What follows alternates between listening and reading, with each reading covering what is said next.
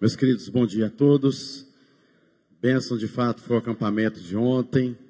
Foi bem recreativo. A gente torna um pouquinho de criança com eles também, né? Muito bom. Graças a Deus aí pela toda a organização. Acampamento muito abençoado.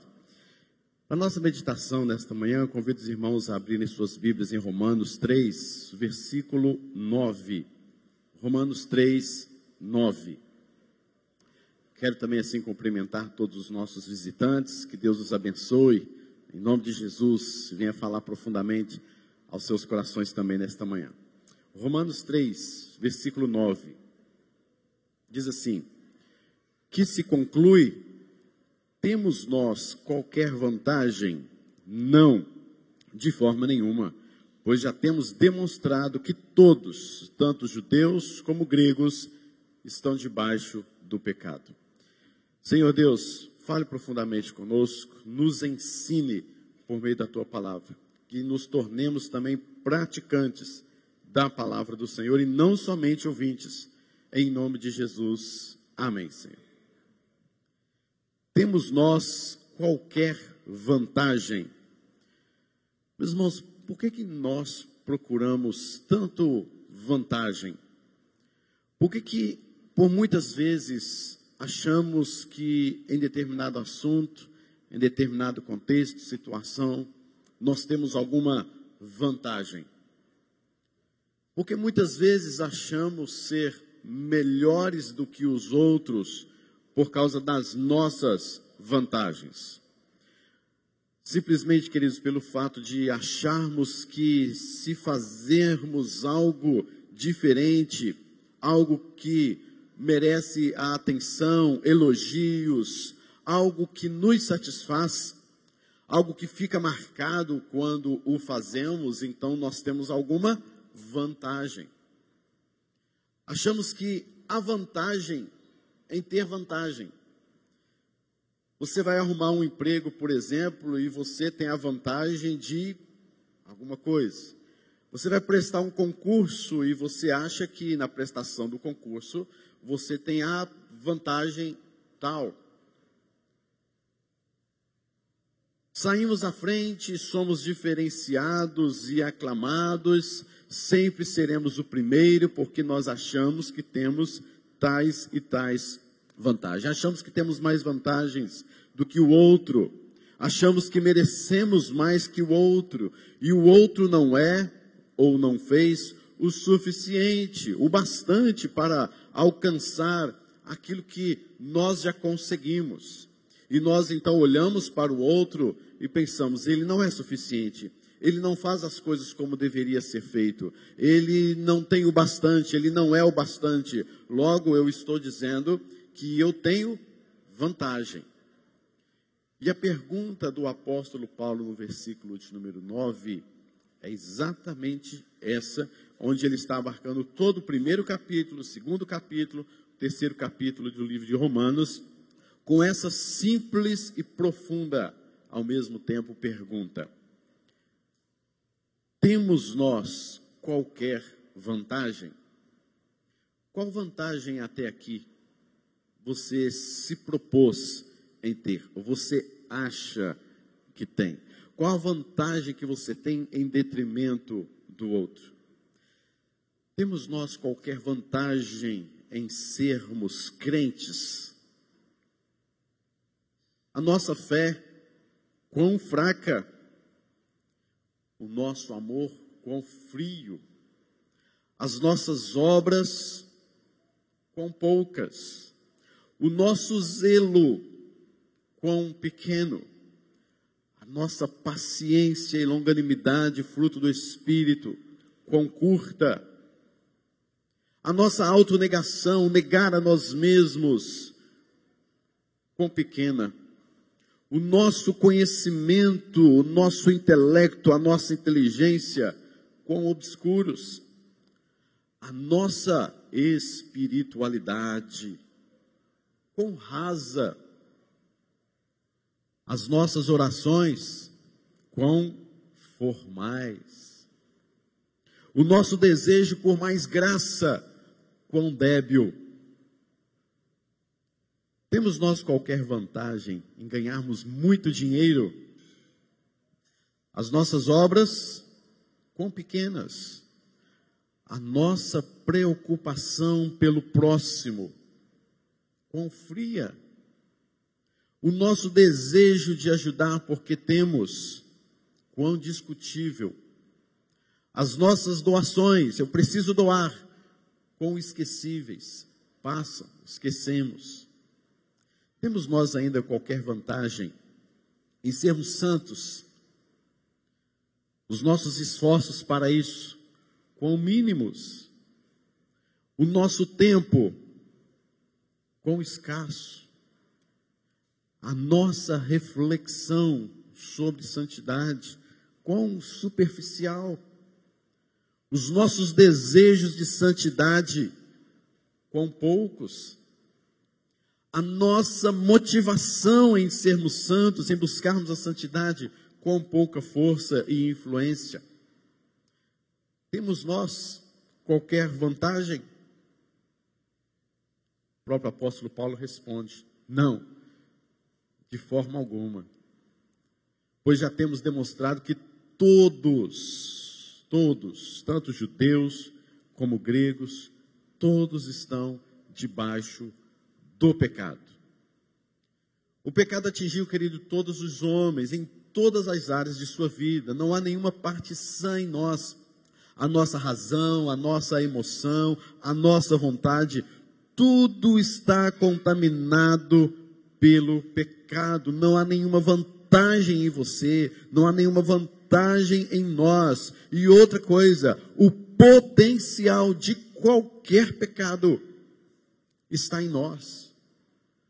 O potencial para nós cometermos atrocidades, demonstrarmos a nossa total depravação, tudo está potencializado no seu coração, e no seu coração também, e também no seu coração. Nós só não cometemos mais atos de atrocidades, porque o Espírito Santo que habita em nós, ele nos freia, ele pisa em nosso freio. E o texto que nós lemos, queridos, se você for olhar, ele é uma conclusão, que se conclui, versículo 9. Esta conclusão, queridos, está mostrando os capítulos anteriores, capítulo de número 1, 2 e parte do capítulo de número 3. No capítulo de número 1, Paulo vem mostrando a depravação dos gentios, ou seja, aqueles que não são judeus, e que segundo os judeus, ao olharem para os gentios, os judeus se achavam: nós temos vantagens, nós não fazemos igual ao que eles fazem, nós não temos o que eles têm, nós não pensamos como eles pensam, então nós temos uma grande vantagem nisso. Capítulo de número 2 mostra a depravação daqueles que se demonstram moralistas. Aqueles que apontam o pecado, que falam contra o pecado, mas o praticam da mesma forma, mesmo através do seu pensamento, porque a nossa vontade, as nossas emoções, volições, a nossa razão, tudo está contaminado pelo pecado. Então pode ser que você não faça aquilo pela graça de Deus que pisa no seu freio, mas você pensa. E o seu pensamento, a sua razão, o seu intelecto, a sua emoção também está contaminada pelo pecado. Então Paulo mostra como é a depravação dos gentios no primeiro capítulo, dos moralistas no segundo capítulo. Aí chega uma parte que os judeus não gostariam de saber, porque agora no capítulo de número 3, Paulo vem falando: e vocês judeus, e nós judeus, vocês também são culpados. Todos vocês também estão debaixo do pecado, e há em vocês todo o potencial para cometer estas mesmas atrocidades. Vocês acham que tem vantagem, porque foi através de vocês que Deus deu revelações, profetas, símbolos, sinais, o templo. Afinal de contas, foi através desta nação, Israel, que Deus revelou a salvação para todos os homens. Foi através desta nação que Deus revelou-se, que Deus mostrou o seu grande amor, e através deles foi que as coisas começaram a acontecer e vindo até os confins da terra. A salvação em Cristo Jesus. Mas Paulo fala assim: mas vocês não têm nenhuma vantagem também, nem diante dos gentios, nem diante dos moralistas e nem diante da religião de vocês. Mostrando assim, queridos, que o fato de sermos filhos de crentes, o fato de sermos presbiterianos, o fato de sermos reformados, calvinistas e não sei o quê, da teologia tal que segue não sei o quê, é o que Paulo fala no versículo aí mais abaixo. E daí? E daí? Meus irmãos, todos são culpados. O que se conclui? Que não há vantagem porque temos demonstrado que estamos debaixo do pecado. Veja bem essa palavra, demonstrado. Nós estamos demonstrando que estamos debaixo de pecado. Sabe como você demonstra isso? A coisa mais simples que tem. Basta você, por exemplo, ter um amigo, uma amizade, logo em seguida você está demonstrando os seus erros, as suas falhas, os seus pecados.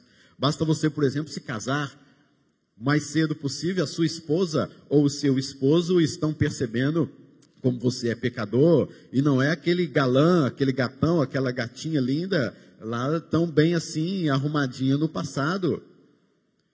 Nós demonstramos isso através dos relacionamentos, demonstramos isso como quando estamos numa igreja, demonstramos isso quando assumimos a liderança, demonstramos isso quando assumimos um pastorado, demonstramos isso quando assumimos uma função, demonstramos que estamos debaixo do pecado. Basta dar um pouquinho de asa à sua imaginação. Basta você ficar sozinho, basta você ler algum texto, algum livro, você demonstra que você está debaixo do pecado. Basta falar de política, basta falar de sociologia, basta falar de algum tema que é o seu nicho, é o seu entendimento, e logo você demonstra a mim que você está debaixo do pecado. Privilégio espiritual não significa que você tem imunidade especial diante de Deus. Não é porque você é um pastor, um presbítero, não é porque você é filho de crente, não é porque você frequenta esta igreja há tantos e tantos anos, ouviu cada tijolinho desse sendo levantado. Isso não te dá privilégio nenhum diante de Deus. Essa construção não te dá privilégio nenhum diante de Deus. Esse local não dá privilégio nenhum a você diante de Deus. Privilégio espiritual não significa que você tem imunidade especial diante de Deus. O fato de você ser simplesmente, ou o fato de você simplesmente se sentir triste por ter cometido um erro, não dá a você qualquer privilégio, direito, vantagem diante de Deus. O fato de ter você confessado o seu pecado não dá a você qualquer privilégio, direito ou vantagem diante de Deus. O fato de você nunca mais fazer as mesmas coisas erradas que fazia também não dá a você qualquer privilégio, direito ou vantagem diante de Deus. O fato de você vir à igreja, cantar, levantar as suas mãos, também isso não dá a você qualquer privilégio, direito ou vantagem diante de Deus. E como eu já disse, o fato de você ser um presbiteriano, reformado, um crente, ter uma Bíblia, saber muito de teologia, não dá para você direitos especiais diante de Deus. Porque quando se trata, querido, do julgamento de Deus sobre a sua vida, no último dia, no dia que você for aos céus, morrer e estiver diante do julgamento de Deus, nada disso terá vantagem nenhuma. Você não chegará lá com uma plaquinha, uma referência da igreja presbiteriana 12 de agosto, olha, esse crente aqui foi nota 10. Você não chegará lá com a assinatura lá do pastor Emanuel, do pastor Lucas, do conselho da igreja, dizendo assim, olha, esse aqui foi dizimista, esse aqui fez isso, ou esse fez aquilo outro, ele merece um local especial no céu. Nada disso terá vantagem. Por que você fica correndo tanto atrás de vantagem desse jeito? Por que nós ficamos correndo tanto atrás de elogios desse jeito, de reconhecimentos desse jeito? Temos nós alguma vantagem? De jeito nenhum. O que eu quero dizer, queridos, é que o reino de Deus não é uma descrição de vantagens que você tem que ter, que você obtém a partir do momento da sua conversão. Eu vou fazer parte do reino porque lá no reino de Deus eu tenho vantagens. Eu vou fazer parte daquela igreja porque fazendo parte daquela igreja eu tenho vantagens. Eu vou fazer parte daquela diretoria ou daquele momento lá na igreja, daquela função da igreja, porque tendo esta função, fazendo parte desta função, dessa diretoria, eu vou ter vantagens diante de Deus. Quem disse isso a você? Onde você viu isso na Bíblia? Você tem alguma vantagem? Ninguém. Aqui, presente nesse recinto, nenhum de nós temos nenhuma vantagem diante de Deus. Nosso pecado, querido, a nossa depravação é provada pela Escritura. Versículo 10 está assim, como está escrito. Perceba, versículo 10, como está escrito. Paulo não procurou nos relatos policiais, nas prefeituras, nos seus amigos, no círculo de parentes e amizades que você tem, para chegar a uma conclusão como essa. Paulo foi para a palavra de Deus, dizendo que a palavra de Deus está dizendo o seguinte, está escrito que você é assim, que você está nessa condição diante de Deus, está escrito, não é algo pensado, não é uma filosofia, não é um pensamento superficial num vácuo, não é um pensamento de filosofias dos gregos antigos, que vem trazendo realidades para as nossas vidas, não é Aristóteles, não é Platão.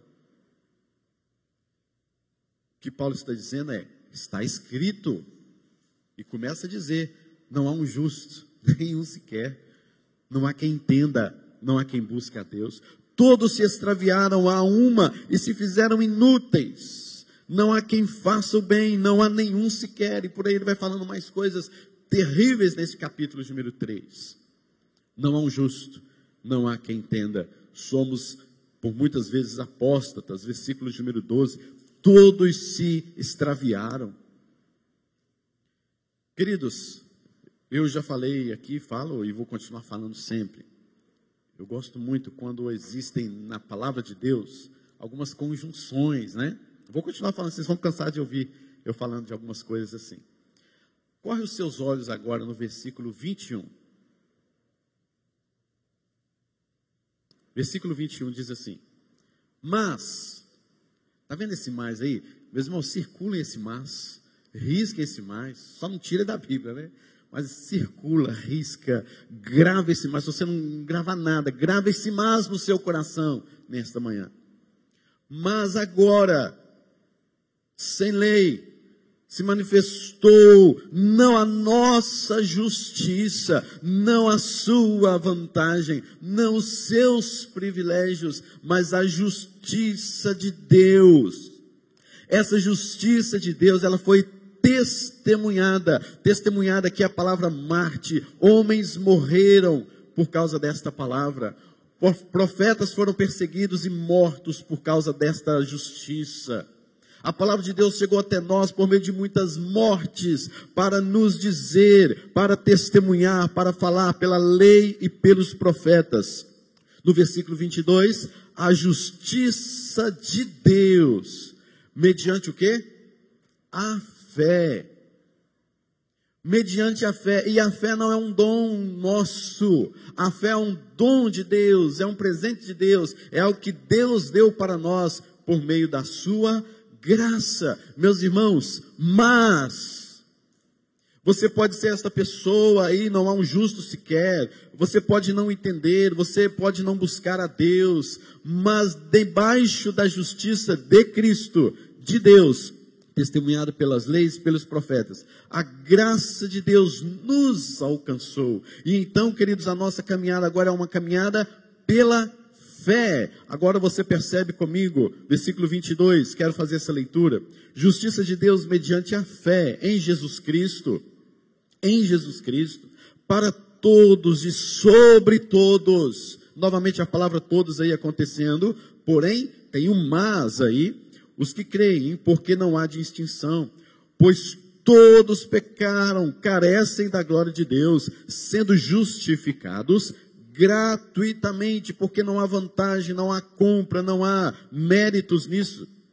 fomos justificados por sua graça, mediante a redenção que há em Cristo Jesus, a quem Deus propôs no seu sangue como propiciação, mediante a fé, para manifestar a sua justiça, por ter Deus na sua tolerância. Meus irmãos, na sua tolerância, deixado impunes os pecados anteriormente cometidos, tendo em vista a manifestação da sua justiça no tempo presente, para ele mesmo ser o justo e o justificador daquele que tem fé em Jesus.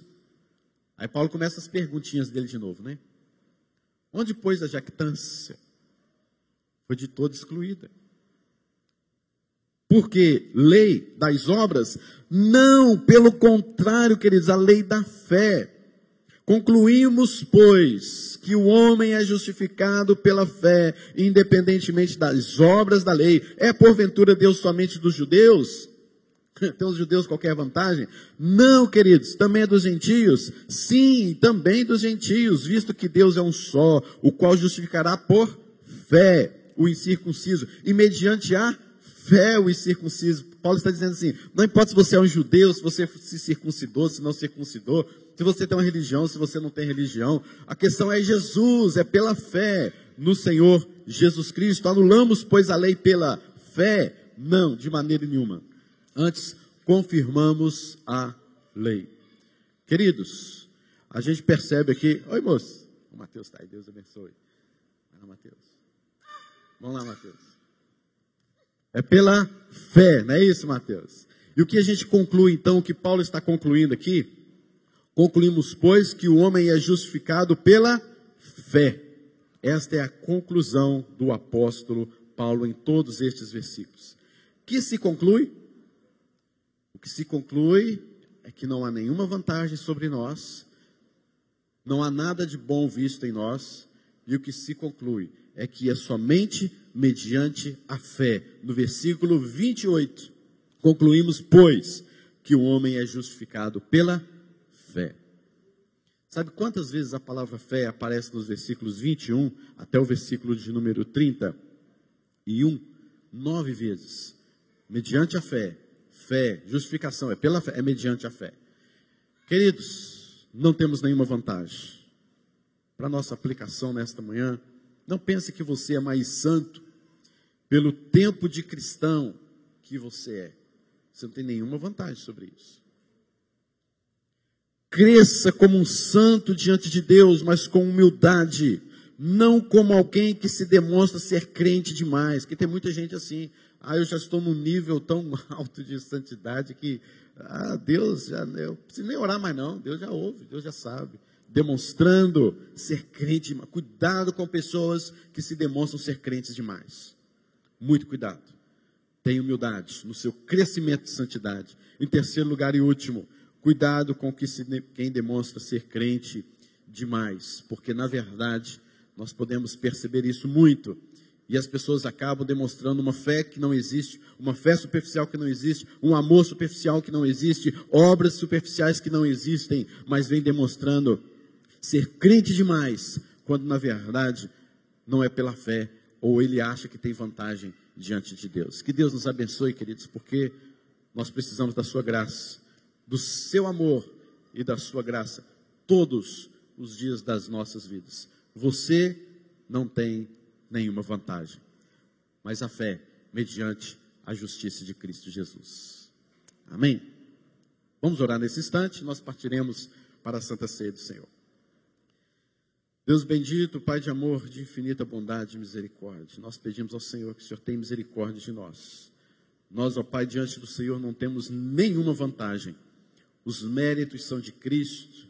As obras que fazemos tão tolas, tão poucas, tão superficiais, não podem, ó Deus, alcançar a Ti e promover a nossa salvação ou a nossa espiritualidade. A não ser, ó Deus, que o Senhor se manifeste com um mas nas nossas vidas. E que, Senhor, o Senhor venha fazer uma obra toda especial em nosso coração nesta manhã, com esta palavra, em nome de Jesus. Amém, Senhor.